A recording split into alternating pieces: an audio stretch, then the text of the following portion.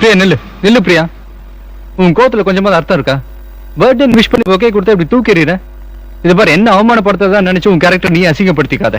Mister, ஸ்டாஃப்ஸ்க்கு bonus கொடுக்கறனாலயோ இங்க வந்து bouquet கொடுக்கறனாலயோ என் மனசு மாற போறது இல்ல. தேவையில்லாம என்ன டார்ச்சர் பண்ணாதீங்க, வழிவிடுங்க. Priya please try to understand me. Priya நான் சொல்ல போயிட்டு இருந்தா என்ன அர்த்தம்? நீ கும்பிடுற சாமி மேல சத்தியமா சொல்றேன், மறுபடியும் விஷயத்துல நான் தப்பு பண்ண மாட்டேன். வா வீட்டுக்கு போலாம். கைவிடுங்க. இப்ப கைவிட போறீங்களா இல்லையா? எதுவா இருந்தாலும் வீட்டுல போய் பேசிக்கலாம். வா. காலேஜிலும் பஸ்ல தான் கலட்டா பண்ணிட்டு இருந்தீங்க, இப்ப கோயிலே ஆரம்பிச்சிட்டீங்களா? சார் இது என் பர்சனல் மேட்டர். உங்க வேலை எதுவோ அது மட்டும் நீங்க பாத்துட்டு போங்க. ஒரு பொண்ணை கைய பிடிச்சிருந்தது பர்சனல் மேட்டரா? உன்னையெல்லாம் சும்மா விடக்கூடாது. யோ, நாங்க யாரு என்ன பிரச்சனைன்னு உனக்கு தெரியாது, நீ பாட்டு கை வாங்கிட்டு இருக்கியா? ஏய், பொண்ணை கைய பிடிச்சது இல்லாம திமிரா வேற பேசுறியா? உன்னை நிறுத்துங்க ப்ளீஸ். Our N husband.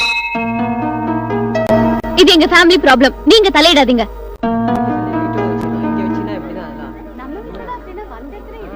இன்னும் அடி மனசுல நான் ஹஸ்பண்டா இருக்கேன்றது நீயே ஒத்துக்கிட்ட. தேங்க்ஸ் பிரியா. சாரி, அர்த்தம் இல்லாம சந்தோஷப்படாதீங்க.